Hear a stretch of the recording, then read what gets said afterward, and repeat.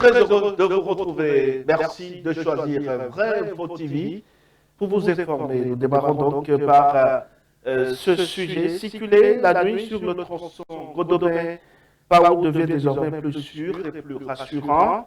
Les lampadaires installés le long du tronçon ont été réhabilités, mettant fin à une longue période d'obscurité.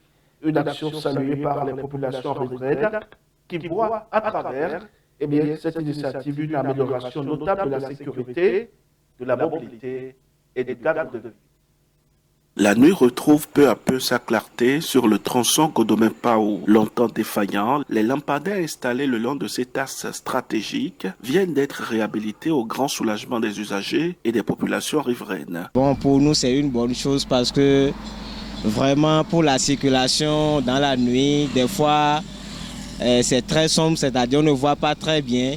Mais avec les lampadaires qui sont en train de réaliser, comment dit-on, sur la route maintenant, nous voyons très bien que dans la nuit, on peut voir clair et il n'y aura plus des accidents comme d'habitude. Donc je pense que c'est une très bonne chose. Ce que j'ai à dire à la population béninoise, c'est de bien veiller à ce que l'État est en train de faire. Parce que c'est pour nous-mêmes et c'est pour notre bien au fait. Donc il faudrait que nous soyons au moins à bien entretenir ce que l'État est en train de faire. Donc le fait de détruire ça ou bien dans la nuit également, des gens boivent et conduisent mal pour détruire les choses. Donc il faudrait que chacun se respecte et ça serait quelque chose de bien pour nous tous. Cette action vivement saluée par les habitants améliore considérablement la visibilité nocturne et renforce la sécurité routière et urbaine. Les conducteurs, les motocyclistes et les piétons peuvent désormais circuler avec plus de sérénité sur ce tronçon très fréquenté, reliant plusieurs localités et zones d'activité. Moi, j'apprécie beaucoup ça. Parce que moi, c'est depuis le vendredi que j'ai quitté Cotonou pour aller au village, pour un enterrement. J'ai remarqué qu'entre-temps, il y avait de choses là. J'ai remarqué que de Godomé à Pao, c'est dans le noir. Mais arrivé au niveau de Ouida, au niveau de la forêt, forêt Ouida, là où on fait le péage, voilà. À ce niveau-là, tout est clair, jusqu'à Ouida. Comme l'État a pensé réparer tout ça là, c'est bon. Depuis que ce régime est arrivé, il n'y a que du bon. On ne fait que faire du bon. Apaiser la population. Il faut que la population soit à l'aise. C'est bon, c'est ce qu'on est en train de faire. Moi, j'apprécie. Il ne faudrait pas que ça soit seulement sur ce tronçon. Je ne donne pas leçon à qui que ce soit. Je sais qu'ils le font. Ils n'ont pas allé sur cette lancée. J'apprécie ça beaucoup. Très très beaucoup même. Et penser, ce que je veux demander aussi, il y a des villages, qui n'ont pas de forage. C'est l'eau est très importante. Il y a des villages dans la zone là où il n'y a pas de l'eau. Il faut faire des kilomètres d'abord avant de prendre de l'eau.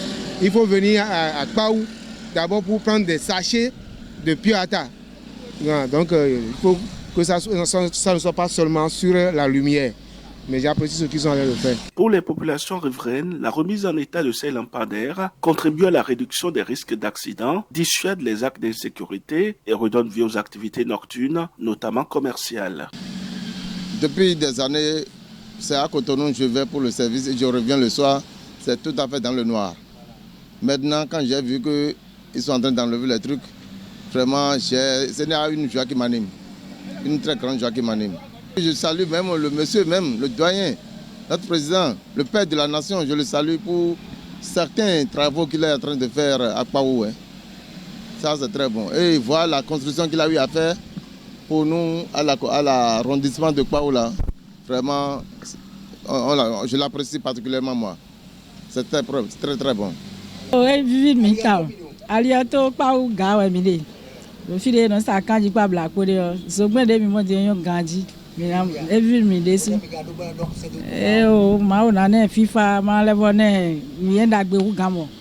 ena blo to do mi ba to na yon to hunu ku gaji bole me ba iziza de nu bi de zogben de vie midi.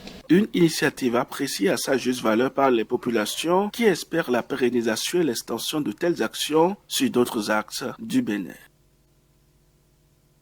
Depuis la date du 29 décembre, la zone de commandement de l'Est de l'armée populaire de libération de la Chine déploie des forces terrestres, navales, aériennes et de missiles pour conduire les exercices, mission de justice 2025 dans le détroit de Taïwan, au nord, au sud-ouest, au sud-est et à l'est de l'île. Pourquoi la PL lance-t-elle ses manœuvres maintenant? Décryptage avec Jean Wizang, journaliste à CGTN français. La question est donc très simple. Pourquoi maintenant? Parce que la situation dans le détroit de Taïwan a franchi un seuil critique sous l'effet de la multiplication et de la radicalisation des collusions entre les États-Unis et les autorités taïwanaises. Cette dérive peut être comprise à travers 3 niveaux d'escalade. Premièrement, une escalade financière. Washington a approuvé des ventes d'armes à Taïwan d'un montant dépassant 11,1 milliards de dollars. C'est le programme le plus important jamais accordé à l'île. Et ce n'est pas un simple chiffre, c'est un choix politique. Celui peut-être de transformer Taïwan en société de garnison en réorientant des ressources civiles, sociales et industrielles vers une logique de séparatisme militaire. Cela montre que les autorités taïwanaises ne cherchent plus à stabiliser le détroit, mais à institutionnaliser une logique de conflit permanent. Deuxièmement, une escalade de nature. Autrefois, les ventes d'armes américaines étaient officiellement défensives, alors aujourd'hui, elles concernent majoritairement des capacités offensives. C'est une rupture grave avec les 3 communiqués conjoints sino-américains et notamment avec le communiqué du 17 août 1982.